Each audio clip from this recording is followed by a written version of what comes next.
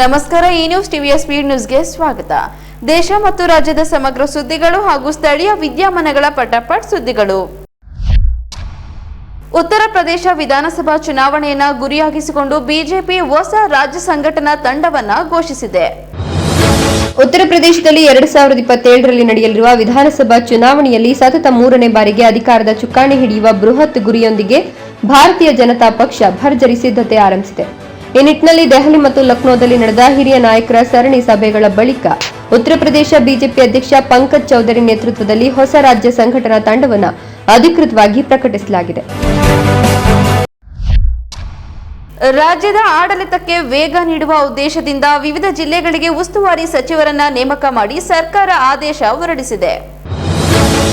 ರಾಜ್ಯದ ಆಡಳಿತ ವ್ಯವಸ್ಥೆಯನ್ನು ಚುರುಕುಗೊಳಿಸುವ ಹಾಗೂ ಜಿಲ್ಲಾ ಮಟ್ಟದ ಅಭಿವೃದ್ಧಿ ಕಾಮಗಾರಿಗಳಿಗೆ ವೇಗ ನೀಡುವ ನಿಟ್ಟಿನಲ್ಲಿ ಮತ್ತು ಪ್ರಮುಖವಾಗಿ ಪ್ರಕೃತಿ ವಿಕೋಪದ ಸಂದರ್ಭದಲ್ಲಿ ಜಿಲ್ಲಾಡಳಿತದೊಂದಿಗೆ ಸಮನ್ವಯ ಸಾಧಿಸಲು ಮುಖ್ಯಮಂತ್ರಿ ಡಿಕೆ ಶಿವಕುಮಾರ್ ಅವರು ಮಹತ್ವದ ಕ್ರಮ ಕೈಗೊಂಡಿದ್ದಾರೆ. ಸಂಪುಟದ ಪ್ರಮುಖ ಸಚಿವರಿಗೆ ವಿವಿಧ ಜಿಲ್ಲೆಗಳ ಉಸ್ತುವಾರಿಯನ್ನು ಹಂಚಿಕೆ ಮಾಡಿ ಅಧಿಕೃತ ಆದೇಶ ಹೊರಡಿಸಲಾಗಿದೆ. ರಾಜಧಾನಿ ಬೆಂಗಳೂರು ಸೇರಿದಂತೆ ರಾಜ್ಯದ ಪ್ರಮುಖ ಜಿಲ್ಲೆಗಳ ಜವಾಬ್ದಾರಿಯನ್ನು ಹಿರಿಯ ನಾಯಕರಿಗೆ ಹಂಚಿಕೆ ಮಾಡಲಾಗಿದ್ದು, ಡಿಸಿಎಂ ಡಾಕ್ಟರ್ ಜಿ ಪರಮೇಶ್ವರ್, ರಾಮಲಿಂಗಾರೆಡ್ಡಿ, ಎಂಬಿ ಪಾಟೀಲ್ ಹಾಗೂ ಯುವ ನಾಯಕರಾದ ಯತೀಂದ್ರ ಸಿದ್ದರಾಮಯ್ಯ ಹಾಗೂ ಪ್ರಿಯಾಂಕ್ ಖರ್ಗೆ ಅವರಿಗೆ ಪ್ರಮುಖ ಜಿಲ್ಲೆಗಳ ಉಸ್ತುವಾರಿ ನೀಡಲಾಗಿದೆ. ಮುಂಗಾರು ಮಳೆಯಿಂದ ಜಲಾವೃತಗೊಂಡ ಪ್ರದೇಶ ಪರಿಶೀಲನೆ ವೇಳೆ ಮುಂಬೈ ಮೇಯರ್ ಕಣ್ಣೆದುರೇ ಪೌರ ಕಾರ್ಮಿಕರೊಬ್ಬರು ತೆರೆದ ಮ್ಯಾನ್ಹೋಲ್ಗೆ ಬಿದ್ದ ಘಟನೆ ನಿರ್ಲಕ್ಷ್ಯದ ವಿರುದ್ಧ ಆಕ್ರೋಶಕ್ಕೆ ಕಾರಣವಾಗಿದೆ. ವಾಣಿಜ್ಯ ನಗರಿ ಮುಂಬೈನಲ್ಲಿ ಮುಂಗಾರು ಮಳೆ ಆರ್ಭಟ ಮುಂದುವರೆದಿದ್ದು, ನಗರದಾದ್ಯಂತ ರಸ್ತೆಗಳು ಜಲಾವೃತಗೊಂಡಿವೆ. ಇದರ ನಡುವೆಯೇ ಬೃಹನ್ ಮುಂಬೈ ಮಹಾನಗರ ಪಾಲಿಕೆಯ ನಿರ್ಲಕ್ಷ್ಯವನ್ನ ಎತ್ತಿ ಹಿಡಿಯುವ ಆಘಾತಕಾರಿ ಘಟನೆಯೊಂದು ನಡೆದಿದೆ.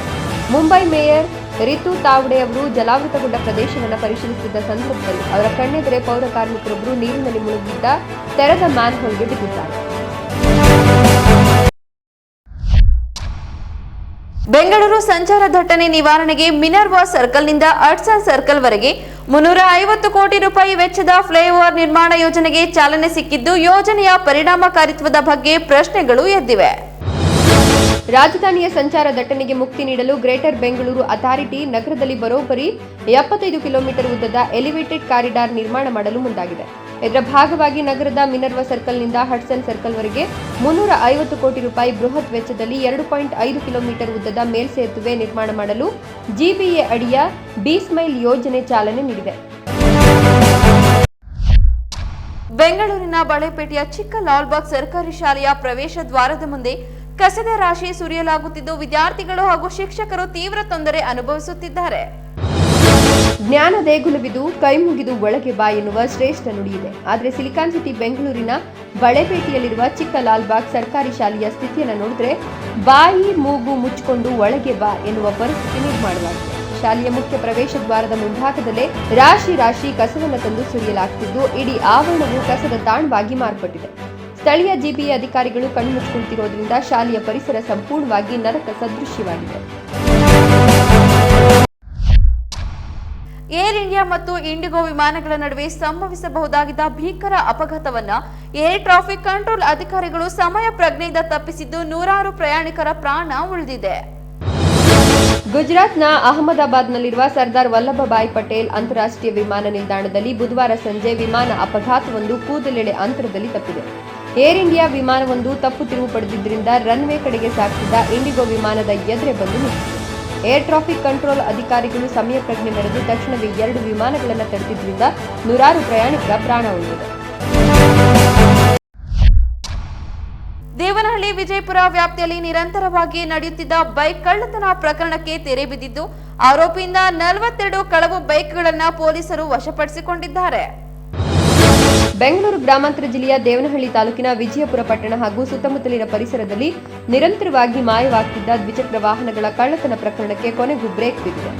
ಸಾರ್ವಜನಿಕರ ದೂರುಗಳ ಹಿನ್ನೆಲೆಯಲ್ಲಿ ವಿಶೇಷ ತಂಡ ರಚಿಸಿ ಕಾರ್ಯಾಚರಣೆ ಕೈಗೊಂಡಿದ್ದ ವಿಜಯಪುರ ಠಾಣೆ ಪೊಲೀಸರು 1.5 ವರ್ಷದಿಂದ ಪೊಲೀಸರ ಕಣ್ಣಿಗೆ ಮಣ್ಣೆರಚಿಸಿದ್ದ ಖತರ್ನಾಕ್ ಕಳ್ಳ ಖಲೀಲ್ ಅಹಮದ್ನನ್ನ ಬಂಧಿಸುವಲ್ಲಿ ಯಶಸ್ವಿಯಾಗಿದ್ದಾರೆ. ದೇವನಹಳ್ಳಿಯ ಶ್ರೀ ವಾಲ್ಮೀಕಿ ಗ್ರಾಮೀಣ ಸಹಕಾರ ಸಂಘದ ವತಿಯಿಂದ ಮಹಿಳಾ ಸ್ವಸಹಾಯ ಗುಂಪುಗಳಿಗೆ ಸಾಲ ಮಂಜೂರಾತಿ ಪತ್ರ ವಿತರಿಸಲಾಗಿದ್ದು, ಮಹಿಳಾ ಸಬಲೀಕರಣಕ್ಕೆ ಒತ್ತು ನೀಡಲಾಗಿದೆ. ದೇವನಹಳ್ಳಿಯ ಶ್ರೀ ವಾಲ್ಮೀಕಿ ಗ್ರಾಮೀಣ ಸಹಕಾರ ಸಂಘದ ವಾರ್ಷಿಕ ಮಹಾಸಭೆ ಹಾಗೂ ಸಾಲ ವಿತರಣಾ ಕಾರ್ಯಕ್ರಮ ನಡೆಯಿತು. ವಿವಿಧ ಮಹಿಳಾ ಸ್ವಸಹಾಯ ಗುಂಪುಗಳಿಗೆ ಸಾಲ ಮಂಜೂರಾತಿ ಪತ್ರಗಳನ್ನು ವಿತರಿಸಲಾಯಿತು. ಗ್ರಾಮೀಣ ಮಹಿಳೆಯರ ಆರ್ಥಿಕ ಸ್ವಾವಲಂಬನೆಗೆ ಸಹಕಾರಿ ಸಂಘಗಳ ಪಾತ್ರ ಮಹತ್ವದಾಗಿದೆ ಅಂತ ಅಧ್ಯಕ್ಷ ಬಿದಲೂರು ಮುನಿಕೃಷ್ಣಪ್ಪ ಹೇಳಿದರು. ಮಹಿಳೆಯರು ಸಾಲ ಸೌಲಭ್ಯವನ್ನು ಸದುಪಯೋಗಪಡಿಸಿಕೊಂಡು ಸ್ವಾವಲಂಬಿ ಬದುಕು ಕಟ್ಟಿಕೊಳ್ಳಬೇಕು ಅಂತ ಕರೆ ನೀಡಿದರು.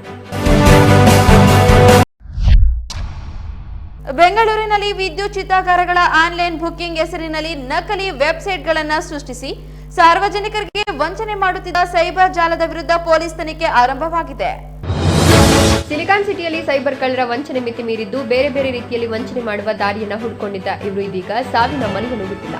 ನೋವಿನಲ್ಲಿರುವ ಕುಟುಂಬಸ್ಥರನ್ನ ಟಾರ್ಗೆಟ್ ಮಾಡಿ ಹಣ ಲೂಟಿ ಮಾಡುತ್ತಿರುವ ಆಘಾತಕಾರಿ ಜಾಲವೊಂದು ಬಯಲಾಗಿದೆ. ಬೆಂಗಳೂರು ಉತ್ತರ ನಗರ ಪಾಲಿಕೆ ವ್ಯಾಪ್ತಿಯ ವಿದ್ಯುತ್ ಚಿತಾಗಾರಗಳಲ್ಲಿ ಶವ ಸಂಸ್ಕಾರಕ್ಕಾಗಿ ಆನ್ಲೈನ್ ಸ್ಲಾಟ್ ಕಾಯ್ದಿರಿಸುವ ಹೆಸರಿನಲ್ಲಿ ನಕಲಿ ವೆಬ್ಸೈಟ್ಗಳನ್ನು ಸೃಷ್ಟಿಸಿ ಸಾರ್ವಜನಿಕರಿಂದ ಸಾವಿರಾರು ರೂಪಾಯಿ ವಸೂಲಿ ಮಾಡುತ್ತಿದ್ದ ಸೈಬರ್ ಖದೀಮರ ವಿರುದ್ಧ ಈಗ ಪೊಲೀಸ್ ಪ್ರಕರಣ ದಾಖಲಿಸಿಕೊಂಡು ತನಿಖೆ ನಡೆಸುತ್ತಿದ್ದಾರೆ.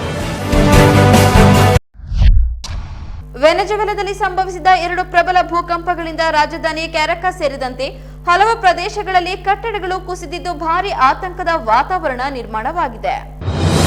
ವೆನೆಜುವೆಲಾದಲ್ಲಿ 2 ಅತ್ಯಂತ ಪ್ರಬಲ ಭೂಕಂಪಗಳು ಸಂಭವಿಸಿದ್ದು ಇಡೀ ದೇಶವೇ ನಡುಗಿದೆ. ರಾಜಧಾನಿ ಕ್ಯಾರಾಕಾಸ್ನಲ್ಲಿ ಹಲವು ಬಹುಮಹಡಿ ಕಟ್ಟಡಗಳು ಮತ್ತು ವಸತಿ ಗೃಹಗಳು ಕುಸಿದು ಬಿದ್ದಿದ್ದು ಕಣ್ಮುಚ್ಚಿ ಬಿಡುವಷ್ಟರಲ್ಲಿ ಇಡೀ ನಗರವೇ ಧೂಳಿನಮಯವಾಗಿದೆ. 1 ಶತಮಾನಕ್ಕೂ ಹೆಚ್ಚು ಅವಧಿಯಲ್ಲಿ ವೆನೆಜುವೆಲಾವನ್ನ ಅಪ್ಪಳಿಸಿದ ಅತ್ಯಂತ ಭೀಕರ ಭೂಕಂಪ ಇದಾಗಿದೆ ಅಂತ ತಜ್ಞರು ಹೇಳಿದ್ದಾರೆ.